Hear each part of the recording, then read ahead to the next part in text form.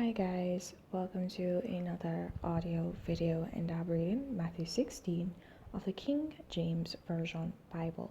And it reads, "The Pharisees also with the Sadducees came and tempting desired him that he would shew them a sign from heaven.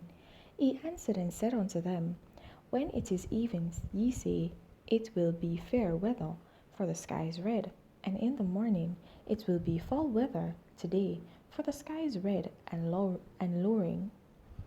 O ye hypocrites, ye can discern the face of the sky, but can ye not discern the signs of the times? A wicked and adulterous generation seeketh after a sign, and there shall no sign be given unto it, but the sign of the prophet Jonas. And he left them, and departed. And when his disciples were come to the other side, they had forgotten to take bread. Then Jesus said unto them, Take heed, and beware of the leaven of the Pharisees and of the Sadducees. And they reasoned among themselves, saying, It is because we have taken no bread. Which when Jesus perceived, he said unto them, O ye of little faith, why reason ye among yourselves, because ye have brought no bread? Do ye not yet understand, neither remember the 5 loaves of the 5,000, and how many baskets ye took up? Neither the 7 loaves of the 4,000, and how many baskets ye took up?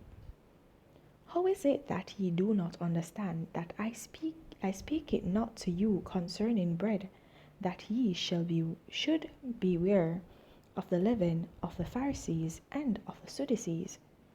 Then understood they that he bade them not beware of the leaven of bread, but of the doctrine of the Pharisees and of the Sadducees. When Jesus came into the coast of Caesarea Philippi, he asked his disciples, saying, Whom do men say that I, the Son of Man, am? And they said, Some say that thou art John the Baptist, some Elias, and others Jeremias, or one of the prophets. He saith unto them, But whom say ye that I am? And Simon Peter answered and said, Thou art the Christ, the Son of the living God. And Jesus answered and said unto him, Blessed art thou, Simon Bar-Jonah, for flesh and blood hath not revealed it unto thee, but my Father which is in heaven. And I say also unto thee, that thou art Peter, and upon this rock I will build my church, and the gates of hell shall not prevail against it. And I will give unto thee the keys of the kingdom of heaven, and whatsoever thou shalt bind on earth shall be bound in heaven, and whatsoever thou shalt loose on earth shall be loosed in heaven.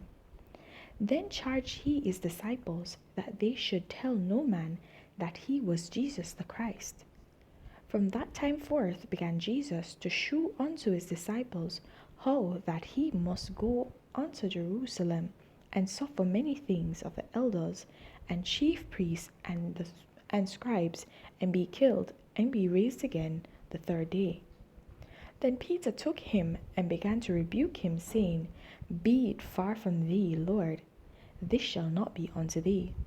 But he turned and said unto Peter, Get thee behind me, Satan, thou art an offense unto me, for thou savorest not the things that be of God, but those that be of men.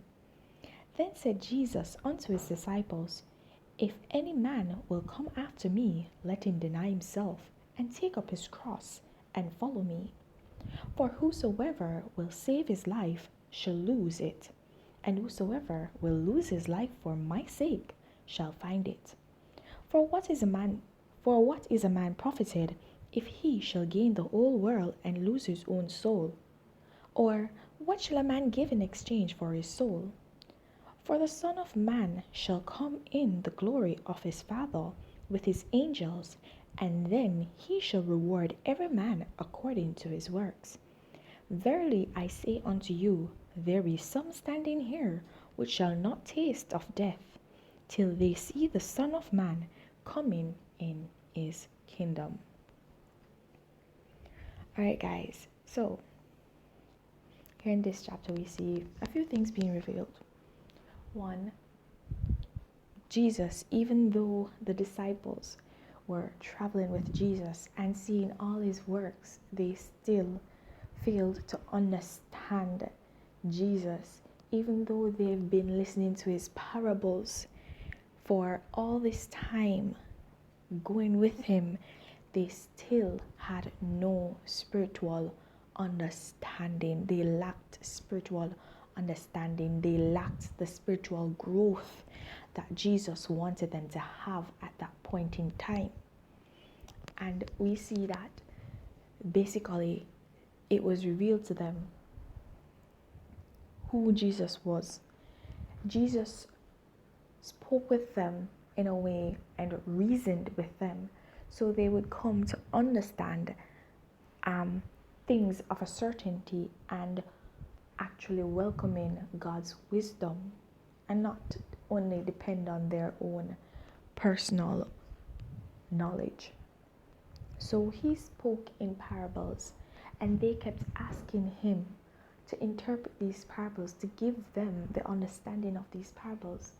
And at this point, Jesus had an expectancy for them to be at a level where they would understand these parables, because as he had said in earlier chapters, parables are spoken and they're spoken unto the multitude, but it's only for those who will freely receive to understand, those who have that understanding to understand. Because if you do not have that spiritual understanding, then you will not comprehend what is being said, and that shows your spiritual maturity. So he was expecting it at this expectancy that they were at that level at this point when he gave the parable about the Pharisees, about not eating the bread of the Pharisees. He wasn't speaking about actual food. And we recall where he had said when he was brought into the desert to be tempted of the devil, that man shall not live by bread alone, but out of every word that proceeded out of the mouth of God. Right? And that is basically the concept he was teaching them here. And they failed to understand this. And so he had to ask them, who do you say I am? Because he wanted them to gain that understanding and for things to be revealed to them. So the revelation came to them that he was indeed the Son of God. Right? Even though others see Jesus as a son of man and as a prophet walking on the face of the earth, he was more than that. He was much more than that. And unless you have spiritual growth and a spiritual understanding, spiritual knowledge, then you would not come to understand this fact. And this showed that at this point, they were actually at a level where they had some spiritual growth now, that Jesus could say, okay, it was revealed to you not by me, not by your own knowledge, but by God, my Father. It has been revealed to you. So now you have that spiritual understanding. You've now gained that from God. And so your eyes have basically been somewhat opened. Right? But there's more growth to take place. There's more growth that needs to be accomplished. Right? And so the Lord says to them, in order for you to grow, in order for you to reach at that place where you can actually gain true salvation and you'll be able to enter into the kingdom of heaven, you will need to slay yourself. You will need to pick up your cross and follow me.